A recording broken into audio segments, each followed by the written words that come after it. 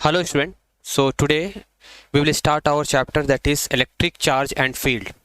ये चैप्टर हम इस वीडियो में कंप्लीट करेंगे, तो आप ध्यान से सुनना। जो जो मैं चीज़ें बताऊंगा ये नोट्स आपको डिस्क्रिप्शन में मिल जाएगा।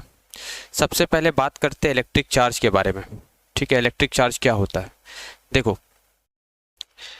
तो आप जानते हो कि कोई भी जो मैटर होता है, जैसे ये मैटर है, मान लो कोई एक ग्लास रॉड है, चाहे कोई भी एक सिल्क क्लॉथ है, तो इसमें छोटे छोटे इसके एटम्स होंगे। ठीक है ना। ये एटम्स अगर हम एक इसको मैग्नीफाई करते हैं तो इसमें पाया जाता है न्यूक्लियस, और इसमें पाए जाते हैं ऑर्बिट में पाए जाते हैं इलेक्ट्रॉन्स। तो किसी भी मैटर का जो इंट्रिंसिक प्रॉपर्टी होता है वो चार्ज होता है, यानी कोई भी मैटर होता है तो उसका अगर मास भी होगा और क्या होगा, चार्ज होगा। ठीक है, तो चार्ज मतलब क्या होता है? चार्ज फंडामेंटल फिजिकल क्वांटिटी होता है। Charge physical properties of fundamental particles होता है। जैसे इलेक्ट्रॉन का चार्ज नेगेटिव माना गया है, प्रोटॉन का चार्ज पॉजिटिव माना गया, न्यूट्रॉन का कोई चार्ज नहीं होता है। चार्ज की जो सिंबल होती है वो क्यू होती है, या फिर आप कैपिटल क्यू से भी लिख सकते हो। चार्ज की एसआई यूनिट कूलम होती है, आप पूरा भी लिख सकते हो, कैपिटल में लिखा जाता है। 1 मिली कूलम का मतलब होता है 10 की power -3 coulomb, and 1 pico coulomb मतलब 10 की पावर -12 कूलम। एक कूलम चार्ज बहुत हैवी चार्ज होता है, इसलिए हम माइक्रो कूलम और मिली कूलम में हम पढ़ाई करते हैं। ठीक है, अब देखो एक्सपेरिमेंटली ये ऑब्जर्व किया गया है कि चार्ज दो टाइप के होते हैं, एक होता है पॉजिटिव चार्ज और एक होता है नेगेटिव चार्ज। ठीक है ना। तो पॉजिटिव चार्ज ये एक्सपेरिमेंटली ऑब्जर्व किया गया था। ठीक है, एक पॉजिटिव चार्ज होता है और एक नेगेटिव चार्ज होता है। ठीक है, देखो नेगेटिव चार्ज की जो मैग्नीट्यूड होती है वो होती है 1.6 इंटू 10 की पावर -19 कूलम। ये इलेक्ट्रॉन की मैग्नीट्यूड होती है। प्रोटॉन को +E से लिखा जाता है, इलेक्ट्रॉन को -E से लिखा जाता है। न्यूट्रॉन का कोई भी चार्ज नहीं होता है। अब देखो एटम्स कोई भी जो होते हैं वो अपने से इलेक्ट्रॉन को गेन कर सकते हैं या फिर लूज कर सकते हैं। किसी भी बॉडी को चार्ज करने का जो मेथड होता है वो कई मेथड हो सकता है। फ्रिक्शन मेथड होता है। फ्रिक्शन में क्या करते हैं, दो बॉडी को हम रब करते हैं। रबिंग करने से क्या होता है, एनर्जी कंजर्वेशन के अनुसार वो तो हीट भी हो जाएगा और कुछ इलेक्ट्रॉन ट्रांसफ़र हो जाते हैं। कहने का मतलब, अगर आप दो चीज़ को रब करते हो, जैसे अगर आपके पास एक ग्लास रॉड है, ठीक है, ये ग्लास रॉड है, और आप सिल्क क्लॉथ के साथ इसको रबिंग करते हो, ये सिल्क क्लॉथ है, ये ग्लास रॉड है। इसको जब एक दूसरे से रब करते हैं, रबिंग करते हैं, तो जिसका वर्क फंक्शन लो होगा, मान लो ग्लास रॉड का वर्क फंक्शन जो है, जो इसकी प्रॉपर्टी है इलेक्ट्रॉन को, है ना, एनर्जी को एब्जॉर्ब करने की, मिनिमम एनर्जी वर्क फंक्शन मतलब होता है कि उतनी मिनिमम एनर्जी चाहिए कि अपने से इलेक्ट्रॉन को वो फ्री कर सके। तो जिसकी वर्क फंक्शन, मान लो ग्लास रॉड की अगर वर्क फंक्शन लो है तो इसका इलेक्ट्रॉन इसमें चला जाएगा, तो इसमें इलेक्ट्रॉन एक्स्ट्रा आ गया। पहले देखा जाए तो जितने प्लस होते हैं उतने ही क्या होते हैं, माइनस होते हैं। लेकिन क्योंकि इलेक्ट्रॉन इसमें से ट्रांसफर हो चुका है, इसमें जो नेट चार्ज आने वाला है वो क्या आ जाएगा, नेगेटिव चार्ज। ये बॉडी हो जाएगी नेगेटिव चार्ज, और ये बॉडी में से इलेक्ट्रॉन एक कम हो गया तो ये बॉडी क्या हो जाएगा, पॉजिटिव चार्ज। तो हम कहेंगे दो ऑब्जेक्ट आपस में क्या हो गए, चार्ज्ड हो गए। मतलब ग्लास रॉड हो जाएगा पॉजिटिव, ठीक है, ये पॉजिटिव चार्ज हो गया, और सिल्क क्लॉथ हो जाएगा नेगेटिव चार्ज, ये नेगेटिव चार्ज हो जाएगा। ठीक है, तो यहाँ पर फ्रिक्शन मेथड में वही बताया गया है कि दो चीज़ को रब करते हैं, ठीक है, तो एक में से इलेक्ट्रॉन ट्रांसफर होता है। जैसे ए है, ए में से अगर इलेक्ट्रॉन लूज कर दिया, ए ने अपने इलेक्ट्रॉन को लूज कर दिया, तो उसके ऊपर प्लस चार्ज आता है। ये आप जानते हो कि कोई भी एटम में जितने प्रोटॉन होते उतने ही क्या होते, इलेक्ट्रॉन होते। अगर इलेक्ट्रॉन चला जाएगा, मान लो 10 प्रोटॉन और 10 इलेक्ट्रॉन एक एटम में है, मान लो अगर एक इलेक्ट्रॉन इसमें से चला जाएगा तो इसमें कितने इलेक्ट्रॉन बचेंगे, 9 इलेक्ट्रॉन बचेंगे। लेकिन प्रोटॉन तो 10 ही रहेंगे। हमेशा ट्रांसफर इलेक्ट्रॉन ही होता है, प्रोटॉन हेवी होता है इसलिए वो ट्रांसफर नहीं होता है। मान लो एक इलेक्ट्रॉन चले गए हैं तो अभी कितने बचे बताओ। तो 10 में से अगर हम कहें तो 9 प्रोटॉन प्लस एक प्रोटॉन हम लिख सकते हैं। तो 9 प्रोटॉन और 9 इलेक्ट्रॉन आपस में क्या हो जाएगा, न्यूट्रलाइज हो जाएगा, और एक प्रोटॉन एक्स्ट्रा रह जाएगा। तो कहने का मतलब जो भी इलेक्ट्रॉन को डोनेट करता है उसके ऊपर प्लस चार्ज आ जाती है और उसको हम कैटायन कहते हैं। उसी तरह अगर जो इलेक्ट्रॉन को एक्सेप्ट करेगा उसके ऊपर नेगेटिव चार्ज आ जाएगा, मतलब नेट चार्ज नेगेटिव हो जाएगा और उसको हम एनायन कहते हैं। अब देखो कि यहाँ पर एग्जाम्पल दिया गया है कि ग्लास रॉड को जब हम रब करते हैं सिल्क क्लॉथ के साथ, ग्लास रॉड को हम सिल्क क्लॉथ के साथ जब रबिंग करते हैं तो ऐसा देखा गया है ग्लास रॉड पॉजिटिव हो जाता है, ग्लास रॉड पॉजिटिव हो जाता है और सिल्क क्लॉथ नेगेटिव हो जाता है। यहाँ सिल्क क्लॉथ लिख देना, ठीक है, सिल्क क्लॉथ हो जाता है नेगेटिव। याद रखना ग्लास रॉड को जब हम रबिंग करते हैं सिल्क क्लॉथ के साथ तो सिल्क क्लॉथ क्या बन जाता है नेगेटिव और ग्लास रॉड क्या बन जाता है पॉजिटिव। अब सवाल ये है कि ये पॉजिटिव नेगेटिव क्यों बना। तो देखो ग्लास यहाँ पर लिखा गया है, मैंने पहले से ही मेंशन कर दिया है कि ग्लास की जो ग्लास पॉजिटिव इसलिए एक्वायर करता है ना, क्योंकि जब हम उसको रब करते हैं तो उसमें से इलेक्ट्रॉन चला जाता है, ग्लास रॉड से इलेक्ट्रॉन चला जाएगा सिल्क में, तो सिल्क हो जाएगा नेगेटिव और ग्लास रॉड क्या हो जाएगा पॉजिटिव। तो इलेक्ट्रॉन हमेशा किस में से किस में ट्रांसफ़र होगा, याद रखना इलेक्ट्रॉन ट्रांसफ़र होता है हमेशा lower work function material to higher work function material. अब इसका मैं एक लिस्ट बता दूंगा अभी कि किसका वर्क फंक्शन मटेरियल का कम होता है, किस मटेरियल का वर्क फंक्शन ज़्यादा होता है। जिसका वर्क फंक्शन कम होगा वो अपने इलेक्ट्रॉन को डोनेट करने की एबिलिटी रखता है, ठीक है, तो ये याद रखना।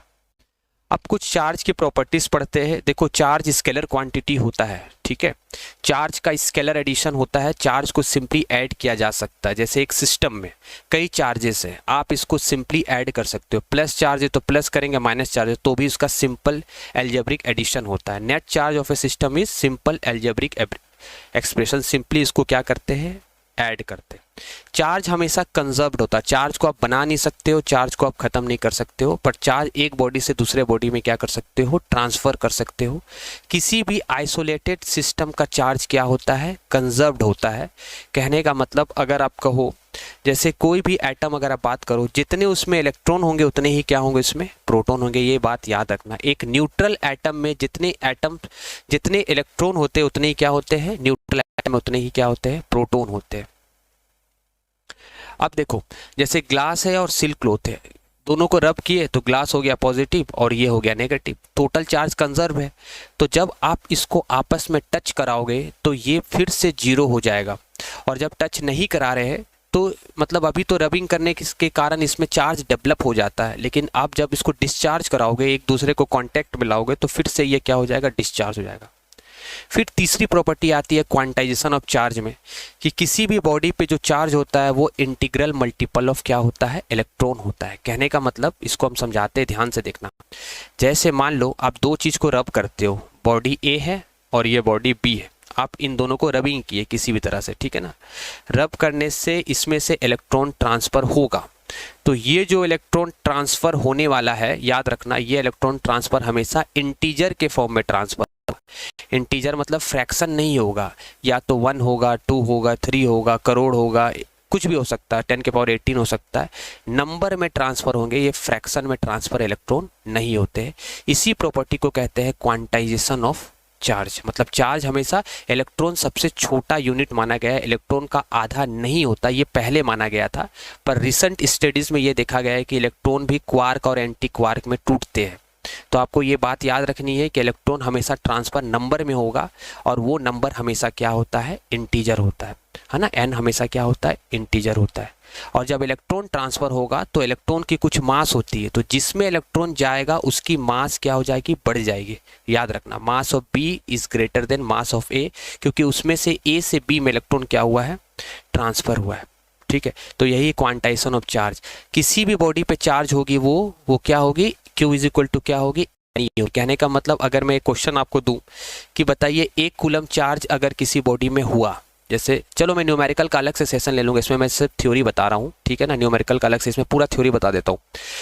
याद रखना n जो होता है वो इंटीजर नंबर होता है, और E जो होता है वो होता है charge of electron. Charge of electron की वैल्यू होती है 1.6 इंटू 10 की पावर -19 कूलम।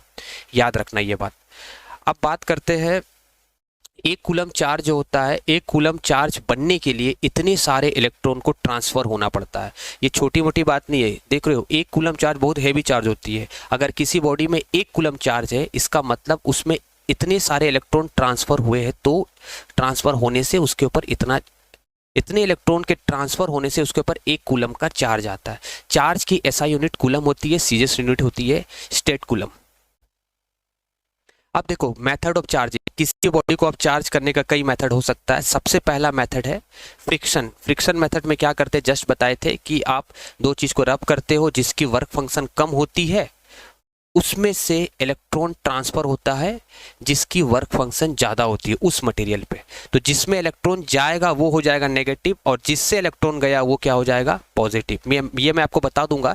जैसे आप ये नहीं कह सकते हो कि ग्लास रोड हमेशा पॉजिटिव होगा, है ना। देखो यहाँ पर मैंने लिखा हुआ है, when two object are rub against each other then electron from the atom of the one object having low work function go to the other object having high work function. जिसका वर्क फंक्शन ज़्यादा होगा, ठीक है ना, उसका electron transfer नहीं होगा। जिसका वर्क फंक्शन लो होगा उसमें से इलेक्ट्रॉन ट्रांसफर होगा हाई वर्क फंक्शन में। यहाँ पर मेंशन किया गया, आप देख सकते हो।